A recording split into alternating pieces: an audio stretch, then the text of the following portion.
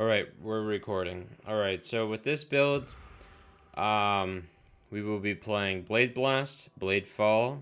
We will be using Wave of Conviction to apply exposure, with Hex Touch to apply flammability. The uniques we will be using in this build is Blunderbore. It is a unique that gives you a lesser shrine, or a lesser brutal shrine, and a lesser massive shrine with shrine effect. And it has a very high strength requirement. And then the second unique we will be using in this build will be the Gull, which also gives us a chance to create or trigger level 1 shrines, which is really nice, with extra shrine effect and then shrine duration. Just to see how this build plays, I will be running a quick map. I'll be running the map real quick here.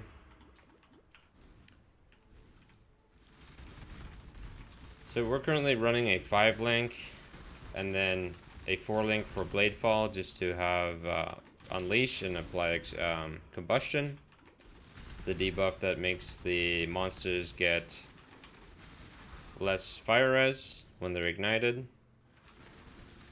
We're using Enduring Cry just to generate endurance charges, Steel Skin for defensive purposes, and then, like I said earlier on, we will be using the Wave of Conviction for single target.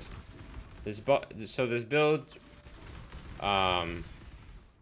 gets like 2 shrines, and with all these shrines that we can get a speed shrine, we can get a regen shrine, and a armor shrine. The speed one helps for clearing,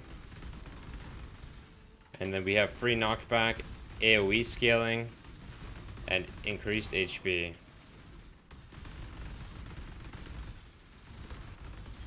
So there's the damage.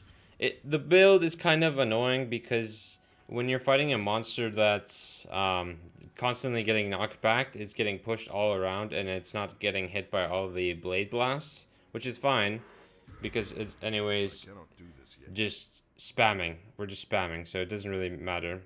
I'm still currently using like beginner shit, beginner leveling items with +1 physical gems, +1 physical, and then spell damage. We're stacking a bunch of strength through our rings.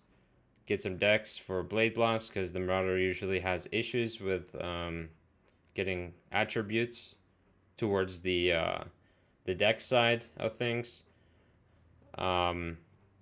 Flasks, it doesn't really matter what you use. Onslaught is just to speed up things, pushing.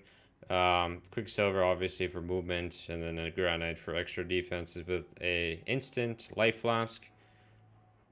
Our resistance are I'm gonna keep that in. Our resistances are 77, 76, and 62. As long as you're above 40%, even 30%, you should be fine against chaos damage. The thing we have anointed is practical application, is for the strength requirement of the Blunderbore chest, and dex for Blade Blast. We are currently at 800 strength. This is the tree currently. This is just an update, and then in the future, maybe within a couple days, once I get this build a bit higher level and maybe get a 6-link, I will do another video. But as of currently, we're getting shield block, as then we're heading towards Tireless for the mana reduced. And then probably after that, we'll head towards Juggernaut. After Juggernaut, we will head probably to Cruel Preparation. And then eventually maybe more damage or more life, depending on how I feel. In the future, I would obviously like to upgrade my belt. Maybe upgrade a lot of these items. Have a better shield, have a better wand. But as of now, I'm happy with the damage. And yeah, this is just a quick update on how the build works. Very fun, very fast. It's so for 6-link for the Blade Blast, we are currently using Inspiration, Ink AoE, Elemental Focus, and Controlled Destruction. I wanted to use Fire Penetration, but then I realized with so much strength that I could use the Iron Will support, which actually gives me 8 to 9% more damage on Blade Blast, which is really nice. And then our links for Blade Fall is Spell Cascade, Blade Fall, Unleash, and Combustion. Our links for Enduring Cry is Enduring Cry, Second Wind, and Steel Skin, just so we have a quicker recovery time on those things, on those skills. The auras we're currently using is Zealotry to help us proc EO, or Elemental Overload, with a bit more spell damage. And then Herald of Ash, which scales really well with Chieftains that are converting from Fizz to Fire. Flame Dash with Arcane Surge and Second Wind. That's just to help us get a bit more regen, a bit more spell damage for Blade Blast. Blade Fall isn't really something we're using for damage. It's just to drop the daggers or the swords on the ground. Wave of Conviction with Flammability and Hex Touch. But yes, I will be replacing Fire Penetration with an Iron Will support. And then, is there anything else? Oh yeah, so the things I've been thinking about with this build, so if you plan on playing this build or whatever, if you're trying to do something memey, this build would do really well with running Domination in the map device. Domination, right? Which gives you 2 shrines, so if you get an accelerated shrine, it would speed you up immensely. I think you get like 100 and something percent action speed, which is good for cast speed.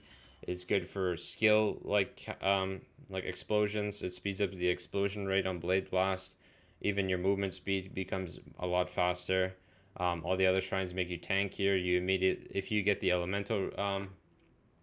elemental res shrine, it will get you all the way to max res pretty easily. But yeah, for speed, the speed shrine is what you would look for. And then some of the things you could maybe use is Repentance gloves. It's the gloves that have, I think, a high strength requirement, but they also give Iron Will to everything. It's a global like buff or whatever. And then you could also use a Headhunter if you're really like ballsy, but this build is currently in SSF Heist Hardcore. And yeah, that's probably it for now. In the future, and within a couple days, I will probably come out with another video. And once that time comes, I will notify everyone on the changes that I've made, or changes I've made, items I've upgraded, and all of that. But yeah, that's me, Zeph, and bye-bye.